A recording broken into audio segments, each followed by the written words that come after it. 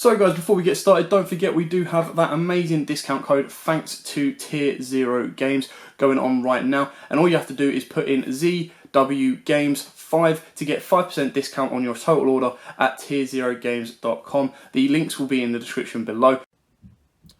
What's up YouTube, this is Joe from Z4 Games and I'm bringing to you guys an update to Water Dragon.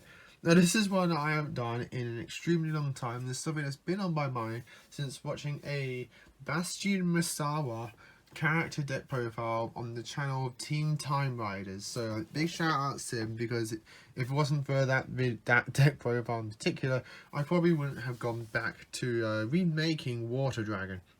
And this isn't just any Water Dragon deck. This is my own personal take on the Bastion Misawa themed deck, because this does use cards that he has canonically used, as he puts it, in the anime itself.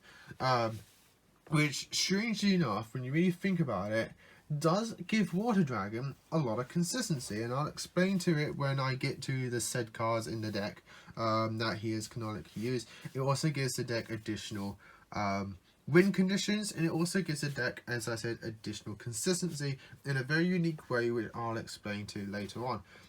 As you can see, this is just a main deck because in all frankly, other than just like tossing generic rank 8s that you can just make out of just like nowhere through just having additional Water Dragons on the field and other cards that we're playing in the deck, and you can throw in like additional links and generic links, you don't actually need an extra deck. All of your win conditions is through your main deck. You're going to get Water Dragon clusters on the field, reducing attack points and negating effects, and things like that. And you're just going to punch in for damage using your Water Dragon monsters and your other boss monsters in the deck, which I'm very excited to show to you.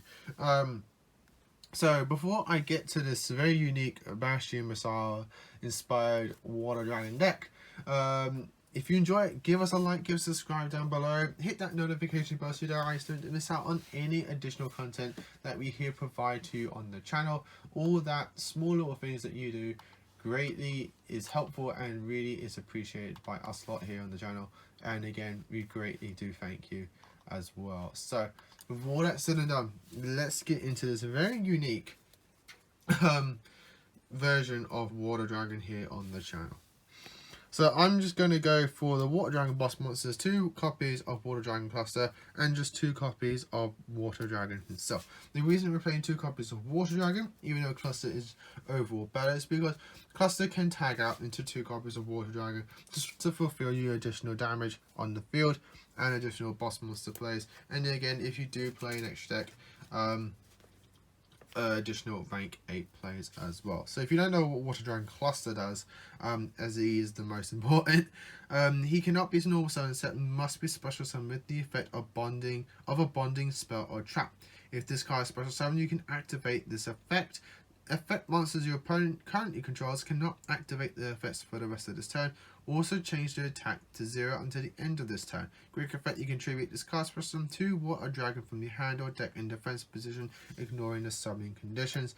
It is a shame that they do get summoned in defense, so you can't just like attack, tag out, summon 2 Water Dragons, attack. But it is still additional plays that you can do. But Cluster is the one that you want to summon the most, because he's going to punch in for more damage. Water Dragon just like reduces attack points, or I believe Pyro. Attack must be summoned with bonding H2O. The attack of all fire and pyro monsters on the field becomes 0 when this card is destroyed and sent to graveyard. Target 2 Hydrogeddon, 1 Oxygeddon in your grave and special summon them. So if you do kill this and you have those targets in grave, you can summon them, which is very nice. And if you are up against those fire decks like Salmon Grapes, for example, if you summon a Water Dragon, at least they're all going to be 0, which is very nice.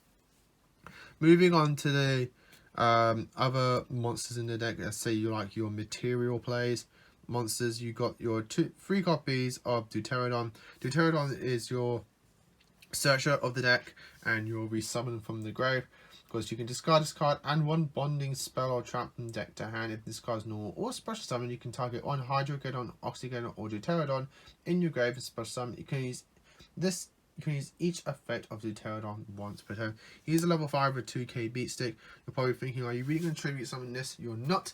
Well, you can, but there is a way And you can normal summon this without tributing, which I'll get to later on. But yes, this is your searcher. He was probably like one of the best of the Egons, of the Odons of the archetype. I believe the next best one is Hydreigodon. One of my old favourite classics, just because I used to play this in like my very old water themed decks. Because if there's kill something about, you get to summon another one. Very nice. Arguably, you could probably drop this one down to 2, but I'm still playing 3 copies of Oxygen. By the way, all of these Argon monsters, they're all dinosaur, which is a variant that you can play. I'm not playing the Dino variant because it just kind of like, it clashed at points, especially with the field spell and your water dragons because they are sea serpent.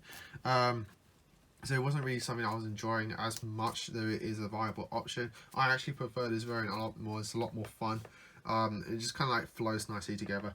But yes, you can arguably drop down Oxygodon to 2 and play additional cards in the deck. But I'm playing 3 just to add that searching and consistency and a way to see it. Now, this is kind of like the more Bastion aspect of the deck, but this next card, arguably, you can take out the rest after this out, but arguably I believe this card is a very good card to play in the deck, and that is 3 copies of Mathematician. Bastion did actually summon this card, believe it or not. He was the one that summoned this. He made this card. So Mathematician, normal summon this, send a level 4 or lower monster from deck to grave. And when this card is destroyed by battle sent to grave, you get to draw 1 card. So if they do kill it in battle, you get to at least net a draw. But being able to just normal summon this, send any of your get-ons to grave, because you can bonding them from the graveyard, which is very, very handy. And another target in the deck, which if you do know GX, you probably guessed this. Guess what's coming, but Mathematician adds that bit of consistency to the deck, which is very, very handy, very, very nice, while also keeping with the character's theme, and just overall very good card. I actually really like having this in the deck. Just adds that graveyard consistency. But another target is Carbongeddon, and his target is Hyozanru, which was summoned by Bastion, and I've gone with Tri-Horned Dragon as well. You can go with Blue Eyes, I just didn't want to put Blue Eyes in the Bastion deck. Tri-Horned Dragon does add additional rank 8 plays because he is a level 8. Hyozanru was summoned by Bastion, so I just kept him in the deck. And Carbongeddon, you can send him as an additional target to send off your Mathematicians later in the game, to then give you that additional graveyard plays by being able to banish him and summon a vanilla dragon from your deck. This is very, very nice. And Joe, you're probably thinking, Joe, what are you also using with Tri-Horned Dragon? Since you're not showing us an extra deck because you don't, you can essentially need it. What is for your Litmus Doom Swordsman? He's a level 8, so you can actually just Litmus Doom Swordsman. You can Carbongeddon, summon Tri-Horned Dragon, and then Litmus Doom Swordsman, ritual that Tri-Horned Dragon into your Swordsman for an additional boss monster. This guy also adds consistency. To go with him, we are playing 2 copies of pre-preparation rights. I don't want to max out on pre-prep, just because Litmus Doom Swordsman isn't the main focal point of the deck. Water Dragon is, but I'm using Litmus Doom Swordsman as an additional boss monster to the deck that adds consistency. How does he add consistency? Because you'll probably just think he's just adding additional bricks. You can actually use Litmus Doom Ritual in its effect engrave to shuffle both it and Swordsman back into the deck and draw 1 card. This makes you additional copies of pre-preparation of rights live in the deck, but giving you that additional draw. Yeah, you can draw back into those Litmus Doom Swordsman, but at least you're getting something. You're getting something out of your deck by just shuffling these ritual pairs back into the deck. It means that you'll always have a boss monster later on in the game to summon out your deck. It also makes dead water dragons in your hand live and water dragon clusters in your hand live, and additional copies of Hydreigodon and Oxygodon, all your get-ons as well. If you have all these additional monsters in your hand, you can at least summon a boss monster from your deck, which we will get to later, how we're going to keep him at 3000 attack. Since I just naturally moved over into the spells, because that was it for the monsters of the deck, we're playing 3 copies of Fossil Dig. This such are all your get-ons, simple as that. You play 3 Fossil Dig. I'm playing 2 copies of Bonding D2O. I was in a previous variant that I have on the YUGIOH Pro. I was playing H2O instead of the second D2O. I can't find my H2Os, and Arguably, D2 is just better since Water Dragon Cluster is the one you actually want to summon out the most, quote unquote, naturally. So 2 copies of D2 is searchable in the deck. You could drop this down to 1 if you wanted to, just because you have 3 copies of Fossil Dig and 3 copies of Deuterodon, so you have 6 ways to essentially get into the bonding D2O. So there is that as well. I'm playing 1 copy of Monster Reborn, 1 copy of Living Fossil. This was played by Rashin as well, but additional revival cards is always nice. And to round up the spells, I'm playing 1 copy of a Legendary Ocean. This is the card that I was mentioning earlier, hinting at earlier with Deuterodon. You play Legendary Ocean, all waters on the field and in your hand lose 1 level. So Deuterodon drops down to a level 4, so you can just normal summon a 2200 beat stick and revive something back from your graveyard. If it's a Hydra Godon, he's become back at 1800, so he can probably run over something and resolve his effect. But you're mostly going to probably like revive another Pterodon, so you have 2 2200 beat sticks on the field, so that way you can just punch in for big damage. And if you wanted to make a rank 4 after that, if they get rid of your Legendary Ocean, you can then essentially make rank 5 plays, but I wouldn't bet on trying that out.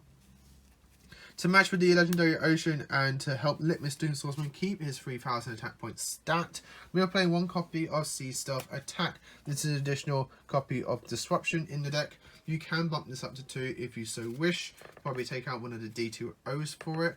I'm just trying it as a one-off just to see how it goes, because I'm not going heavily too hard on the Legendary Ocean. But if you do enjoy that aspect of the deck, I'd probably drop down some of the vanilla or the ritual package if you wanted to, and then just bump up the Legendary Ocean variant of the deck and just focus on like the Legendary Ocean Water Dragon deck. Another one of Trap we're playing deck is 1 copy of Trap Trick to go with our 3 copies of Bonding DHO.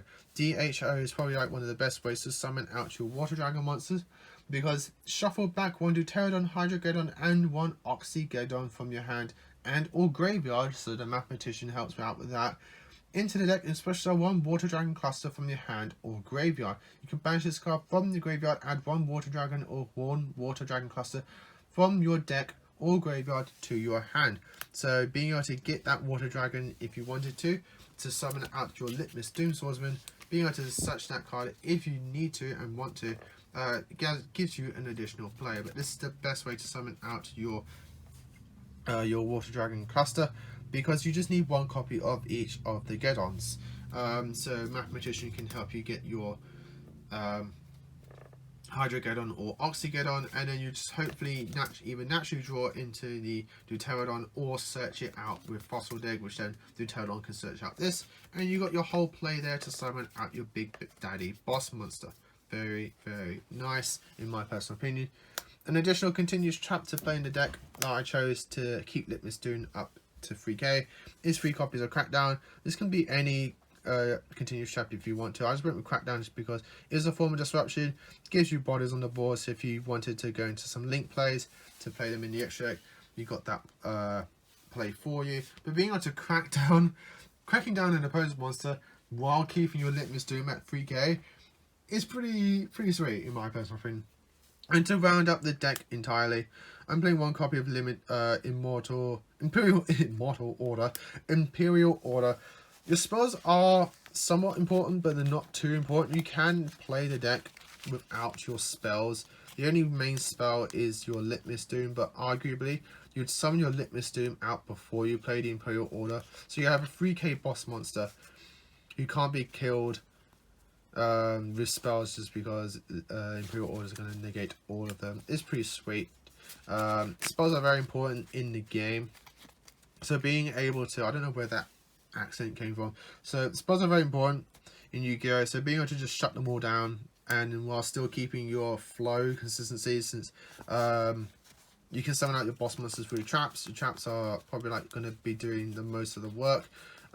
Your spells are just giving you that additional consistency when the order's not in play. But that, guys, is the deck. I hope you enjoyed it. Additional textiles that you can play. As I said, you got the additional copies of a Legendary Ocean. Miscellaneous Source is another card that you could play, arguably. That is something else for food for thought.